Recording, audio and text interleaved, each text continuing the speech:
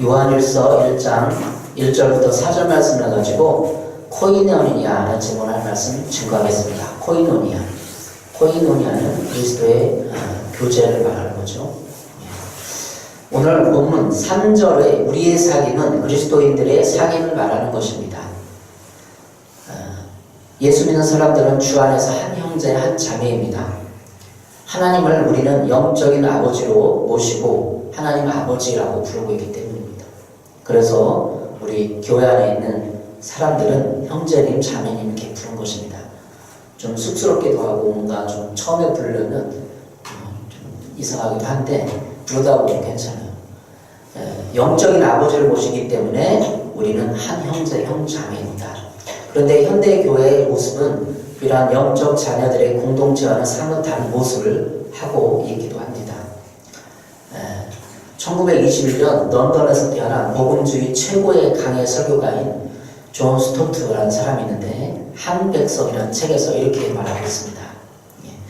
친교의 성경적 의미는 우리가 공통된 기독교적 유산을 서로 그리고 함께 나누고 있다는 것입니다. 사실 이것이 코이노니아의 가장 근본적인 뜻입니다. 오늘날 일반적으로 친교는 매우 주관적인 말로 전도되어 사용되고 있습니다. 서로 아는 것과 경험을 나눈다는 식으로 사용되는 것을 말합니다.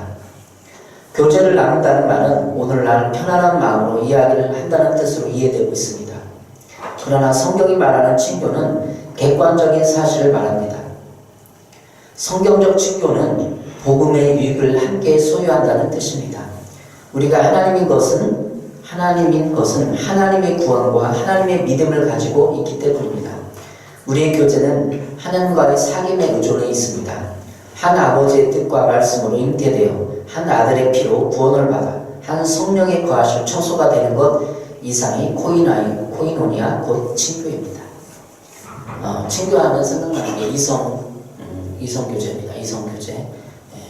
코이노니아가 교제, 친구라는 단어이기 때문에 헬라어 단어이기 때문에 이성교제가 떠오르는데 이성교제 할 때 우리가 서로 알아가는 것처럼 교회 안에서 서로를 알아가고 하나님을 알아가는 뜻이죠.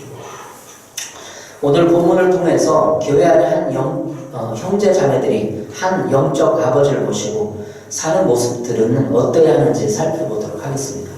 우리는 예수 그리스도를 통한 양자로 한 아버지의 울타리 안에 있습니다. 교회 모습은 한 종교 조직이라기보다는 성경 안에서 진리 안에서 우리는 한 가족입니다. 교회 공동체는 최고의 권위자이신 하나님 아버지가 있고 그 안에 하나님이 책임자로 세우신 교회 지도자들이 있고 그 안에서 우리는 한 가족이 되어 살아가는 것이며 이 공동체는 먼 미래에 천국 공동체를 맛보는 훈련장입니다. 그리고 동시에 영적 가족애를 나누는 공동체입니다. 그래서 많은 100명, 200명 대형 교회들은 진짜 주 안에서 형제를 못 나눠, 가족애를 못 나눠. 근데 우리 개척교회 상황이기 때문에 하나님 우리에게 가족애를 나누도록 인도하시고 허락하셨어요. 가족처럼, 한 형제처럼. 이런 개념으로 교회를 생각해보고 그 교회 안에 우리의 교제는 어때야 하는지를 성경의 메시지를 통하여 나눠보고 묵상해보도록 하겠습니다. 현대의 교회를 살펴보면 때로 문제점들이 노출되고 있습니다. 제가 듣고 보았던 경험했던 교회의 문제점들은 우리 사회가 겪는 문제점들과 비슷합니다. 세대 갈등과 분열, 그리고 반목, 윤리적인 문제까지 다양합니다. 교회는 사회보다 더 나은 의식, 다시 말하면 한 형제 자매라는 의식을 가졌음에도 많은 문제점들이 있는데 이것은 교회의 본질적인 의미와 교제의 의미를 모르기 때문입니다. 또한 영적인 사귐과 친교가 이루어지지 않기 때문입니다. 본문을 통해서 나와 교회를 향한 친교와 교제의 메시지는 무엇이고 하나님이 이루실 교회 공동체의 모습을 찾아보고 은혜 나누도록 하겠습니다. 저는 여러분이 그리스도인의 교제와 친교를 삶에 적용하면 가정의 부부생활과 여러 관계까지 변화되고 실제적으로 그리스도인의 친교, 교제가 이루어지길 바랍니다. 본문은 이러한 사귐이 어떻게 이루어지고 그 본질은 무엇인지를 말해주고 있습니다. 또한 사귐의 실제에 있어서도 이야기하고 있습니다. 그리고 본문에 나타난 사귐의 본질과 실제는 무엇입니까? 첫 번째로 우리의 교제의 밑바탕에는 영원한 생명이 있어야 한다는 것입니다. 영원한 생명, 영생, 구원이 있어야 한다는 것입니다. 1절입니다. 태초부터 있는 생명의 말씀에 관하여는 우리가 들은 바요, 눈으로 본 바요, 자세히 보고 우리의 손으로 만진 바라. 교회 공동체는 이 영원한 생명을 받는 이들이 그 생명을 유지하고 누리기 위한 공동체입니다. 또한 영원한 생명인 영생을 전하고 나누기 위한 공동체입니다. 이것을 본문은 태초부터 생명의 말씀에 대한 것을 우리가 보고, 듣고, 눈으로 보고 우리 손으로 만졌다고 기록하고 있습니다. 예수님 당시의 제자들과 사도들은 생명의 당사자인 예수 그리스도의 말씀과 언행, 그리고 죽으심과 부활을 들었고 보았고 체험했습니다. 왜? 예수님이 직접 그들과 제자들과 삶을 함께 했잖아요. 남자들 데리고 들로 산으로 3년 동안 숙식을 함께 해결했던 거죠. 그러니까 예수님이 어떤 분인가를 옆에서 직접 체험하는 거예요. 제가 상상하고 구성해본데 남자들만 있으니까 목욕문화는 어땠는지 모르겠지만 한 들에 가서 목욕도 하고 함께 먹고 즐기고 그랬을 것 같아요. 예수님이. 그러니까 그 제자들과 그 당시 예수님을 봤던 사람들은 예수님이 어떻게 살아가고 어떤 생각을 가지고 있고 누가 또 어떻게 말하는가, 어떤 사람을 어떻게 대하는가를 직접 본 거예요. 느끼고 체험했고 들었던 거죠. 그러니까 그들이 영원한 생명이라는, 예수님이 영원한 생명의 존재 아니에요. 그 영원한 예수님의 생명을 함께 보고 듣고 체험한 거예요. 이들에게는 바리새인과 당시 종교 지도자들 보았던 것보다 더 실제적으로 예수님을 곁에서 봤어요. 그러니까 생명을 체험한 거죠. 구약의 역사와 선지자들의 예언이 바로 예수님에 관한 것이었음을 이들은 알았습니다. 또한 예수님의 부활과 승천 이후 예수님의 부활이 영원한 생명을 얻게 하는 사건임을 알았습니다. 예수님의 십자가 사건을 받아들이면 우리의 모든 죄 문제가 해결되고 죄의 대가로 죽어야 하는 우리의 문제가 해결되어 이제는 우리가 영원한 생명을 얻게 되는 근거가 되었습니다. 교회 공동체는 이 기초를 가지고 있습니다. 우리의 사귐과 친교는 예수님의 십자가 사건을 근거로 하는 것이며 영원한 생명을 얻는 이들이 공동체 안에서 생명의 말씀을 듣고 보고 손으로 만지며 경험하는 것입니다. 영원한 생명은 청각과 시각 그리고 촉각을 통하여 더 실제적으로 다가옵니다. 보고 듣고 손으로 만졌다는 것은 촉각 아니에요. 촉각은 우리가 살을 부비면 알지만 금방 느껴지는 거 아닙니까? 예수님이 이렇게 생명 안에서 실제적이라는 거죠. 임마누엘이라는 것, 성령의 내주하심과 인도, 그리고 하나님 아버지의 사랑이 실제적으로 체험되는 것입니다. 우리의 사귐은 세상의 친교와 다릅니다. 세상의 친교는 육신의 정욕, 안목의 정욕, 이생의 자랑입니다. 요한일서 2장 15, 16절입니다. 이 세상이나 세상에 있는 것들을 사랑하지 말라. 누구든지 세상을 사랑하면 아버지의 사랑이 그 안에 있지 아니하니 이는 세상에 있는 모든 것이 육신의 정욕과 안목의 정욕과 이생의 자랑이니 다 아버지께로 온 것이 아니요 세상으로부터 온 것이라. 세상에서는 돈의 힘과 자랑거리들이 있어야 합니다. 누구를 만날 때도 식사 함께를 해도 돈이 있어야, 모임을 하더라도 친교 모임 10명을 하더라도 누가 한턱을 써야 되는 거죠. 회비 그것도 한계가 있으니까. 한 사람이 인격으로 존중받고 인격으로 대접받기보다는 세상의 그 교제는, 친교는 가진 돈과 명예 그리고 스펙과 여러 가지 자랑거들이 있어야 합니다. 그러나 교회 공동체의 삶과 교제는 돈과 명예가 아닌, 권력이 아닌 한 사람의 가족 공동체로 한 생명을 이어받아 한 아버지를 모신 공동체입니다. 따라서 가족의 실제가 있습니다. 가족은 그 사람이 성장하고 한 사람의 어른으로 자랄 때까지 돌보고 사랑해 줍니다. 마찬가지로 교회에 오면 영원한 생명을 받고 나온 갓난아이처럼 부모의 돌봄과 사랑이 필요합니다. 교회는 그래서 섬김이 필요합니다. 서로 섬겨야 합니다. 갓난아이들을 섬기는 것처럼 기저귀 갈아주고 함께 나누고 시간을 보내주고 놀아주는 것처럼 교회도 그렇게 하자. 한 영혼을 돌봐야 된다는 거죠. 마가복음 10장 45절입니다. 인자가 온 것은 섬기를 받으려 함이 아니라 도리어 섬기려 하고 자기 목숨을 많은 사람의 대속물로 주려 합니다. 예수님도 이 땅에 온 목적을 섬김을 받으려 함이 아니라 도리어 섬기려 하러 왔다고 말하고 있습니다. 교회는 섬김으로부터 영원한 생명을 나누고 양육하고 돌보는 곳입니다. 이 섬김을 우리들에게 서로에게 사랑으로 대하고 섬기는 것입니다. 예수님이 친히 제자들을 끌고 3년 동안 섬겼듯이 섬겨야 합니다. 세상은 섬김을 모릅니다.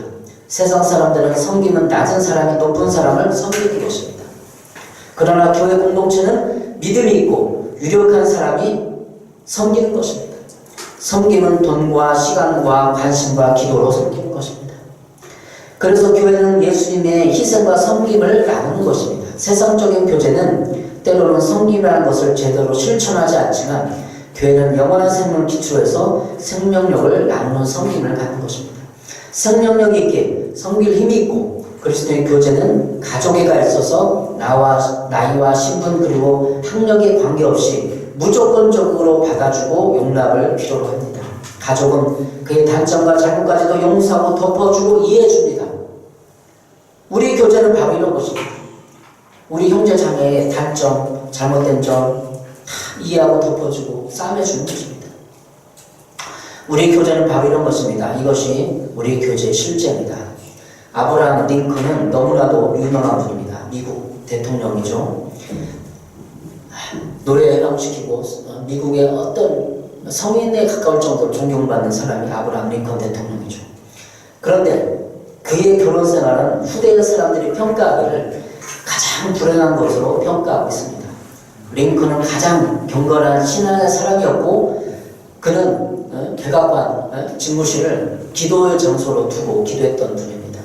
그런데 그의 아내 메리 토스는 히스테리 증상이 있었습니다.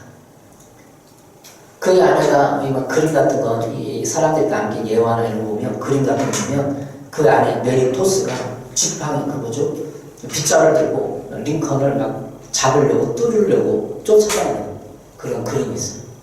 그리고 메리 토드는 히스테리 증상이 있었기 때문에 때로는 링컨을 때리기까지 했다고 합니다. 얼마나 힘들었겠어요.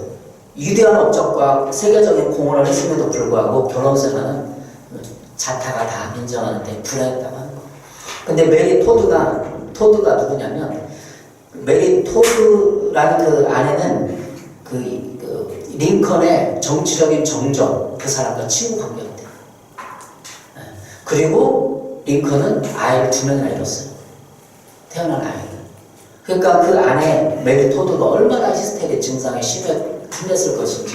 그러니까 메리 토드는 남부의 유명한 그 땅 부자, 그러면 금수저를 타고난 사람이고 링컨은 흑수저는 쉽게 말하면. 그러니까 문화가 안 맞는 거예요.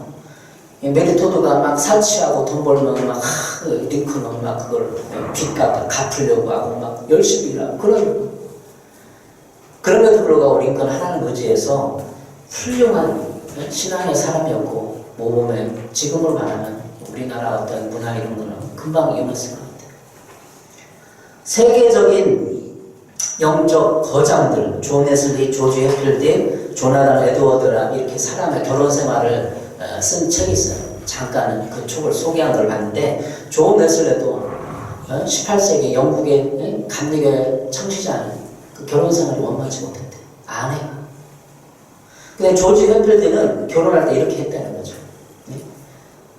당신과 나가 하나님을 우선순위로 가정생활은 이렇게 그 다음을 하자는 합의 결혼했다는 거예요.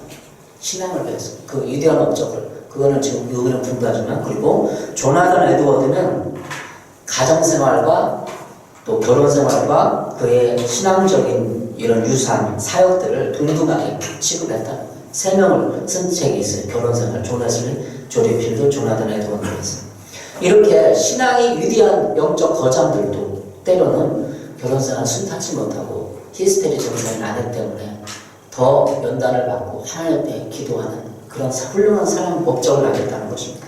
우리의 삶도 이 가정에서 제가 말하고자 하는 것은 가정에서 그리스도의 교제를 나눠야 된다는 거예요. 서로 성경을 읽고 그 성경 읽은 걸 함께 토론하고 의견을 나누고 함께 삶을 적용하고 가정에서 또 결혼생활에서부터 그리스도의 교제가 된다면 얼마나 좋겠습니까? 주님을 주인으로 모시고 그 가정의 주인이 된다면 오늘 본문 2절에 이 생명이 나타나신 바 된지라 이 영원한 생명을 우리가 보았고 증언하여 너에게 전하노니 이는 아버지와 함께 계시다가 우리에게 나타난 바 된 이시니라. 여기 2절에 영원한 생명이 나옵니다. 그리스도인은 영원한 생명을 보았고 복음을 증언하여 전합니다. 우리의 삶이 이런 모습으로 살아갈 때 예수님을 증언하고 전하는 것입니다. 예수님의 생명력은 십자가를 지면서 묵묵히 감내하고 이해하고 받아주는 것입니다. 우리의 삶의 실제가 여기에 있습니다.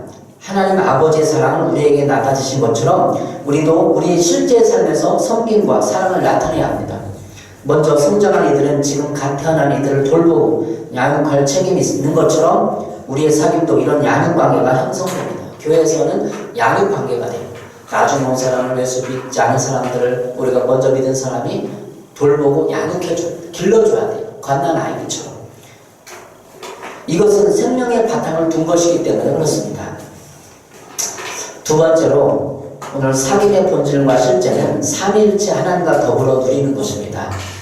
요한일서 1장 3절입니다. 우리가 보고 들은 바를 너에게도 전하노 너희로 우리와 사귐 있게 하려 함이니라. 우리의 사귐은 아버지와 그 아들 예수 그리스도와 더불어 누림이라. 요한일서 1장 3절에 우리의 사귐은 그리스도와 더불어 누린다는 것이죠. 아버지와 예수님과 더불어 누린다는 것이죠. 고린도후서 13장 13절에도 교통이라는 단어도 코이노니아, 헬라어 코이노니아를 말하고 있습니다. 고린도 13장 13절 주 예수 그리스도의 은혜와 하나님의 사랑과 성령의 교통하심이 너희 우리와 함께 있을지어다. 다시 말하면 친교, 교제를 나눈다는 것은 오늘 본문 3절에 사귐이라는 단어와 교통이라는 단어가 원어상 같은 코이노니아를 말하고 있습니다. 바로 우리의 사귐은 삼위일체 하나님과의 친교 속에서 이루어진다는 것입니다. 그러니까 우리 인간관계의 교회 안에서 인간관계고 친교 교제는 삼위일체 하나님과 안에서 이루어져야 한다는 것이죠. 하나님 아버지의 사랑이 있습니다. 그리고 예수님의 받아줌과 이해 용서의 사랑이 있습니다. 성령님의 이루와 바로 옆에서 친구처럼 함께 들어주는 사랑이 있습니다. 이 삼위일체의 사랑을 우리가 가지고 교제한다는 것입니다. 이렇게 삼위 하나님의 사랑의 색깔은 조금 다릅니다. 느껴지거나 이미지화된 모습은 약간의 차이가 있습니다. 우리의 사귐은 이런 삼위 하나님의 모습 속에서 사귐이 있습니다. 우리의 사귐은 이런 삼위 하나님의 이미지와 힘 그리고 모습들을 필요로 하고 거기에 기반을 두고 있습니다. 우리의 치유도 삼위 하나님의 용납과 받아줌을 경험하는 것입니다. 삼위 하나님의 사랑이 색깔이 다양하게 우리를 이끌고 양육하고 있습니다. 우리는 마음을 열고 손을 내밀어야 합니다. 양육받고 믿음이 있는 이 어른으로 성장하기 위해서는 이런 사랑의 색깔을 인정하고 받아들여야 합니다. 결손된 양육을 받으면 결손된 삶을 살게 됩니다. 결국은 성인 아이가 되어 살아갈 수밖에 없습니다. 영적 생명력과 영적인 삶도 마찬가지입니다. 우리의 사귐은 이런 삼위 하나님의 사랑으로 더불어 누리는 것입니다. 교회에 왔음에도 무조건적인 사랑을 받아들이지 못하고 사랑을 율법의 잣대로 판단하고 정죄합니다. 이것은 아버지의 사랑과 의 아들 예수 그리스도의 사랑을 받아들이지 않기 때문입니다. 교회 사람들과 가족들에게 정죄하고 판단하는 것은 하나님과의 사귐이 부족하기 때문입니다. 예수님의 사랑의 모범을 따르고 예수님의 이미지를 받아들이지 않기 때문입니다. 예수님의 이미지가 뭐죠? 따뜻하고 어떤 사람들이 다 용납하고 죄인들을 다 용납해주는 거 아니에요? 그 이미지들을 내가 예수님의 이미지를 생각하고 예수님과 사귀어야 되는 거예요. 성경에 나오는 그 마태복음 예수님의 상을 읽고 내 주변에서 예수님이 그런 분이라고 인정하고 자꾸 그 이미지화를 시키는 거예요. 이게 사귐 아닙니까? 문제는 사귐의 문제예요. 하나님과 사이고 예수님과 사이고 성령님의 그 친교 안에 들어가는 게 문제입니다. 세 번째로 사귐의 본질과 실제는 어둠에 행하지 않는다는 것입니다. 우리가 그에게서 듣고 너에게 전하는 소식은 이것이니 곧 하나님은 빛이시라. 그에게는 어둠이 조금도 없으시다는 것입니다. 만일 우리가 하나님과 사귐이 있다 하고 어둠에 행하면 거짓말을 하고 진리를 행하지 아니하니거니와. 5절 6절에 말하고 있죠. 하나님은 빛이신데 하나님에게는 어둠이 조금도 없으십니다. 그리고 하나님과 사귐이 있다 하고 우리가 어둠을 행하면 거짓말을 하고 진리를 행하지 않는 것입니다. 사귐 안에서 어둠은 사랑으로 하지 않는 것입니다. 흔히 우리는 어둠을 경험해 봤을 것입니다. 인간관계 안에서 우리는 친구와 사람들을 무시하고 비판하고 판단하는 것입니다. 인격과 그 사람을 얕잡아보고 우습게 보는 것입니다. 이게 어둠이죠. 인간관계에서 얕잡아 우습게 보는 코웃음 치는 게 어둠이에요. 심지어는 사람을 이용하고 인격적으로 대하지 않는 것입니다. 이러한 어둠은 장황하게 나열하지 않아도 우리가 모두가 경험하는 것이며 또 사회에서 영화나 드라마 등에서 보는 것입니다. 이러한 것에서 공통점은 사람이 목적이 아닌 수단으로 보고 이용한다는 것입니다. 이것은 어둠의 일입니다. 어둠은 빛을 거부합니다. 이유 없이 믿음을 가지고 살아가려고 발버둥치는 사람들을 조롱한다든지 그들을 우습게 여기거나 영적 권위를 무시하고 대적하는 등 여러 모습으로 나타나고 있습니다.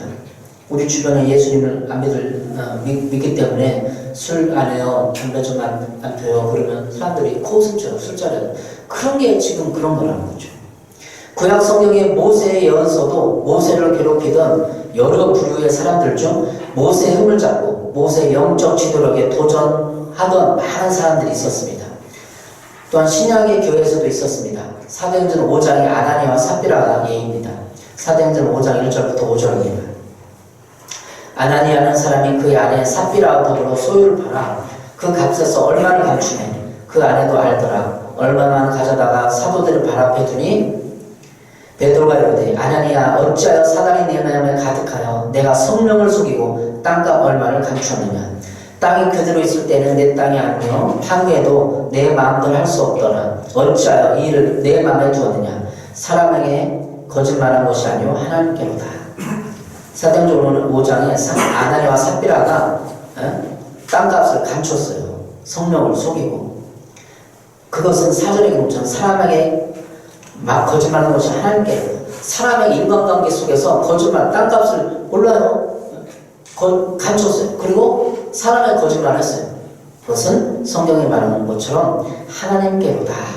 사람에게 거짓말하는 것이 아니라 하나님께. 인간관계가 하나님께 좀 말하고 있다는 걸 말하고 있어요. 사도행전 5장. 성경 여러 번 보면 인간관계가 지금 하나님께 하고 있다고 말하는 거예요. 그러면 우리가 인간관계에서 무시하고 멸시하고 지배하고 조종하고 이건 하나님을 멸시하고 조종하고 지배하는 거예요.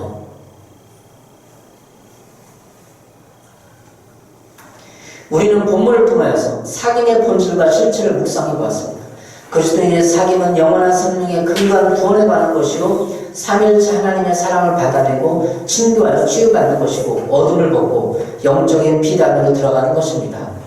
우리는 교회에서 용납되어지고 치유됩니다. 현대교회 소그룹의 문제점은 이러한 연약함과 죄를 고백하고 위로해주고 싸매주는 것이 아니라 서로 힘을 겨루고 단점과 죄들을 들추고 지적하고 가면을 쓰고 자신의 치부를 가리는 것입니다. 만약에 진정한 그리스도의 교제는 가면을 벗고 반면에 진정한 그리스도의 교제는 가면을 벗고 서로 용납해 주는 것입니다. 그러기 위해서는 하나님의 사귐의 장소로 먼저 가야 합니다. 주님의 받아줌과 용납을 먼저 경험해야 합니다. 집에 나갔다 돌아온 탕자를 받아준 아버지처럼 하나님은 우리의 죄와 실수를 받아주십니다. 그리고 예수님의 모성적 사랑으로서 이해해주고 받아주는 사랑을 경험해야 합니다. 성령님의 부드러운 칭찬과 받아줌을 경험해야 합니다. 자신의 단점과 죄 그리고 실수를 가리기 위해 남을 비판하고 정죄하고 책임을 전가하는 어둠의 일입니다. 히스테리는 정신적 원인으로 일시적으로 일어나는 병적인 흥분 상태를 통틀어 하는 말입니다. 자기 중심적이고 항상 남의 이목을 집중시키길 바라고 오기가 있으며 감정의 기복이 심한 증세를 보입니다.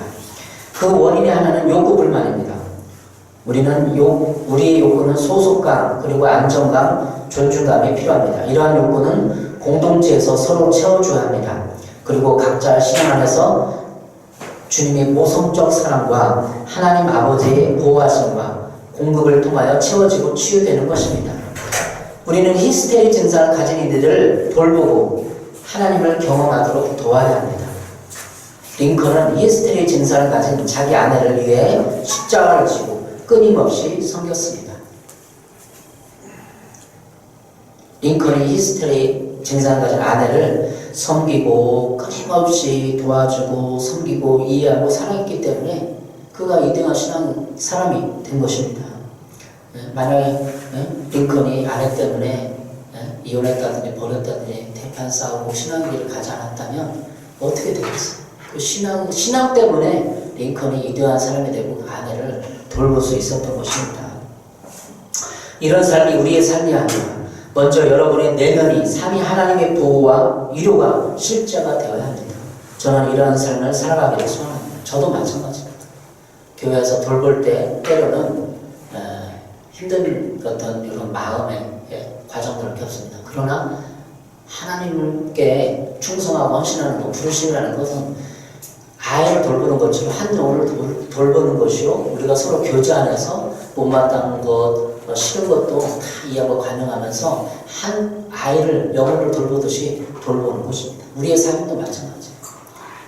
교회에 우리가 치유사역하는데 스트레스 증상을 가진 사람이 오면 어떻게 다 이해하고 링컨이 돌봤던 것처럼 돌봐야 되는 거예요. 여러분, 주님의 사랑과 용납에 거하십시오. 교회 소로 안에서도 한 주간 있었던 신변 잡기보다는 예수님에 관한 신앙에 관한 것을 나눠야 합니다.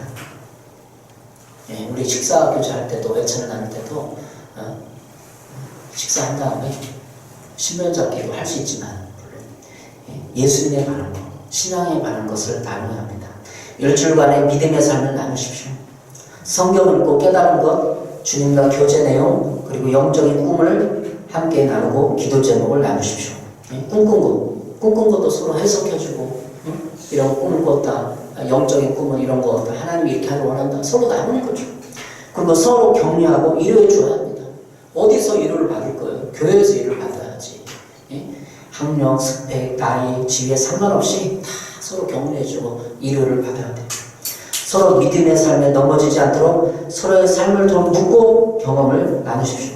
서로의 삶을 좀 묻어보세요. 어떻게 지냈는지.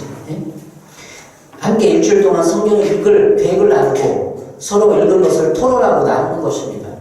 서로의 삶을 점검해 주는 것입니다.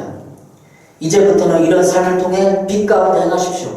빛 가운데 행하면 서로 사귐있고 우리를 죄악된 삶에서, 어둠의 삶에서 깨끗하게 변화될 것입니다.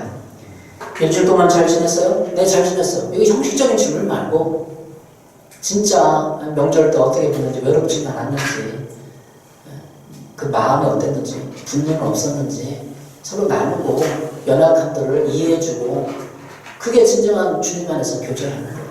우리 치유 공동체는, 치유사하는 교회는 그래야 형식적으로 하는 것이 아니라 진정한 내면의 아픔, 고통까지 나누고 이해해주고 서로 받아주고 용납해주고. 요한일서 1장 7절에 말하고 있습니다. 그가 빛 가운데 계신 것 같이 우리도 빛 가운데 행하면, 빛 가운데 행한다는 게 뭐예요? 서로의 인간관계, 친교를 안에서 서로 연약함을 나누고 내 걸 드러내고 사랑으로 용납해주고, 이게 빛 가운데 행하는 거 아니에요? 서로 미워하고 아닌 척 하면서 그냥 적당히 잘 지냈어요, 네 잘 지냈어요, 그러고 끝나는 게 빛 가운데 행하는 거예요. 어둠을 덮어버리는 거예요. 빛 가운데 드러내십시오. 우리가 서로 사귐 있고 그 아들 예수의 피가 우리를 모든 죄에서 깨끗하게 하실 것입니다. 우리가 사귀는 것은 연약함을 고백하고 서로 나눴을 때 아들 예수의 피가 우리 모든 죄에서 깨끗하게 하십니다. 서로 용납해주면 예수님 우리를 용서해주는 거예요. 이해해주고 서로 사랑과 용서하고 품으면 예수님 우리를 용서하는 거예요. 존 웨슬레가 홀리클럽을 만들고 그 동생 찰스 웨슬레와 3명, 4명 함께 기도하고 교도소를 찾아가서 방문하고 성경을 읽고 기도하고, 그 모임이 18세기 영국 교회를 뒤흔들어 놨어요. 3명, 4명이. 존 웨슬레 영적 부흥운동이. 존 웨슬레도 결혼성이 순탄치 않았다고 했잖아요. 그 힘든 거를 겪어내고 기도하면서 친교했던 거예요. 감리교회는 서로 친교하는 거예요. 친교가 제일 내가 연약함을 나누고 속을 말해서 허심탄회 나누고 내 제약된 모습을 나눠서 용기를 얻고, 다 그렇구나. 지금 다시 감리교회 진정한 운동이 필요해요. 속으로 말해서 나누십시오. 이해하시고 용납하십시오. 이것이 그리스도의 사랑입니다. 그 사랑의 근간에는 영원한 생명이 있어. 내가 구원받았는가? 구원받았다. 영원한 것을 수호하는 그 궁극적인 것을 추구하는 사람들의 모임이에요. 궁극을 추구하는 사람들의 모임. 구원과 천국과 영원한 것을 추구하는 사람들의 모임이 교회 공동체입니다. 우리는 여기에서 지위를 얻고자 하는 것도 아니요, 우리가 세상에서 하는 것처럼 내 스펙을 자랑하고 돈을 쓰려고 명예를 얻을 것도 아닙니다. 오직 내 죄성과 연약함을 고백하고 다시 감리교회로 돌아가야 합니다. 우리 교회는 거기에 부르심 받았습니다. 그냥 형식적인 모임과 만남이 아니라 내 연약함을 고백하고 이해해주고 용납해주고 그런 친근 모임이 되기를 바랍니다. 기도하겠습니다.